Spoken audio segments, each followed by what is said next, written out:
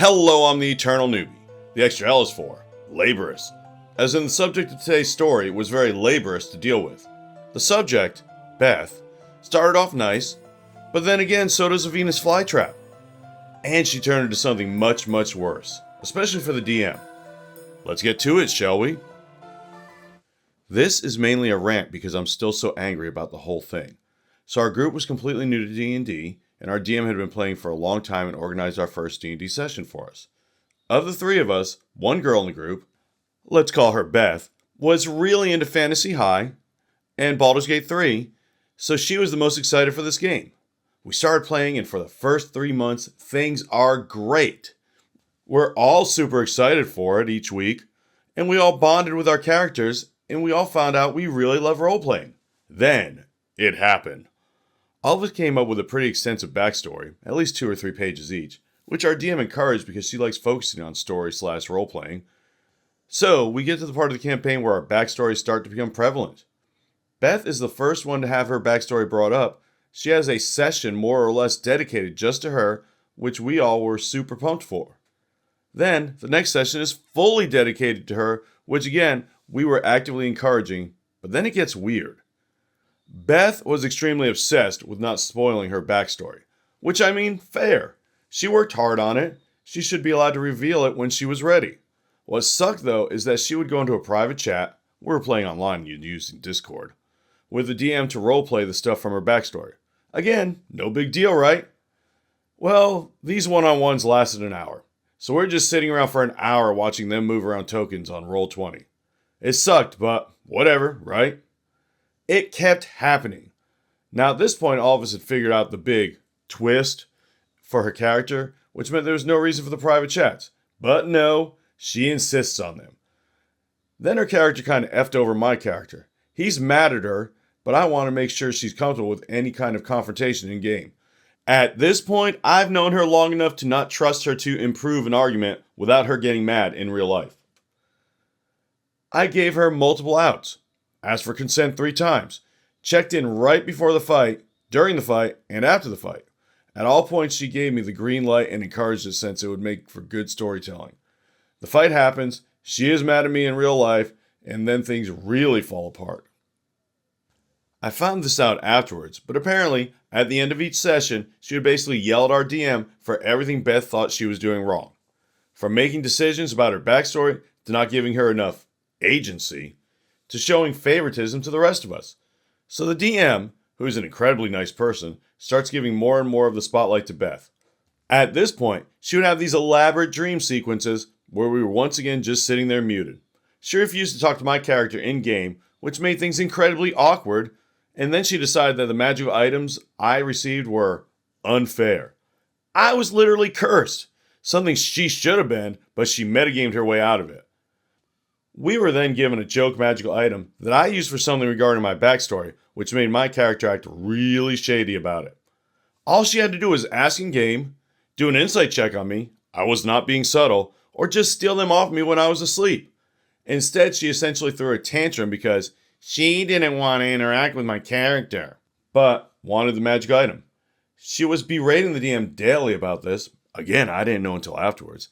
And when the DM just straight up offered to tell her why I was hiding them, she refused to listen because of spoilers.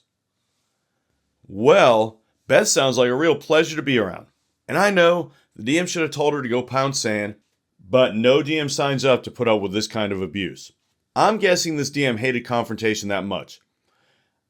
It's not going to work though. I think we've all realized by now Beth was never going to be happy or stop because she was getting exactly what she wanted. Besides, people like Beth are never satisfied. Not even with a McRib. Then, things got even worse. Everything I did was wrong. Every time I tried to roleplay, I was ridiculed. I literally just stopped talking for most of the sessions, and when I did, I was taking too much time. Any side quest I wanted to do was shut down, and Beth was just incredibly passive-aggressive towards me. This is somebody I'd been friends with for years, by the way. It came to a head when she once again threw a tantrum because our paladin didn't want to heal her. She was a cleric, and not once had she ever healed a single person, but still expected us to use our healing potions/spells to save her. He said no. She was a complete bitch to him, which pissed me off because that is my in real life partner.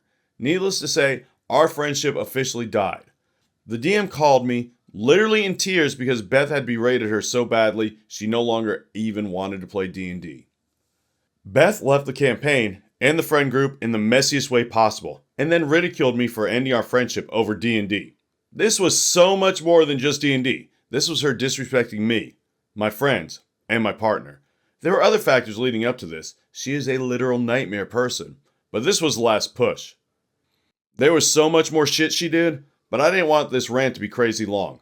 We're going forward with the campaign, but it still feels awkward and some of the joy is just gone from it. I want to finish it because our DM put months of work into it, and I really do love my character. Here's hoping that the next couple of sessions things start to relax and we can enjoy it again. Edit.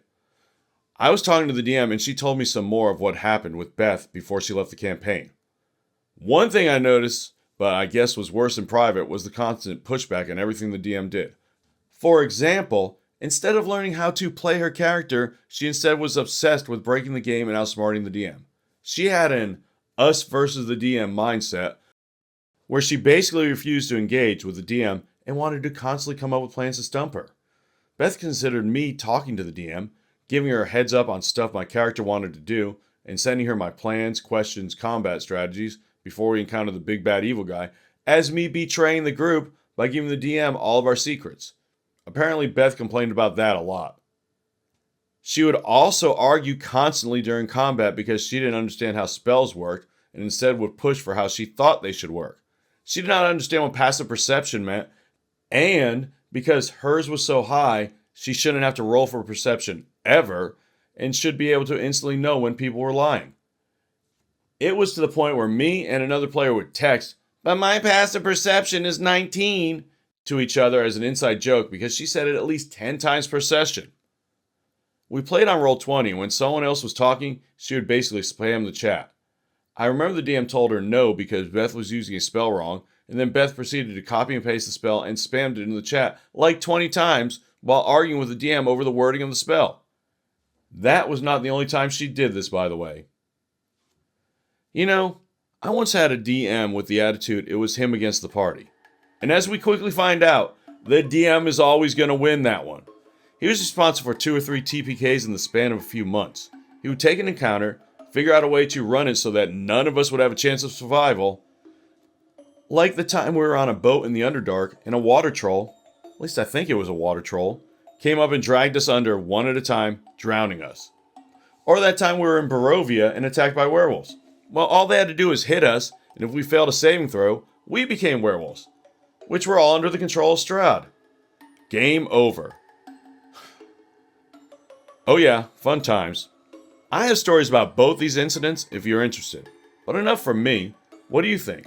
I would love to hear your thoughts in comment form. Or just tell me anything. Reading comments is the highlight of my day.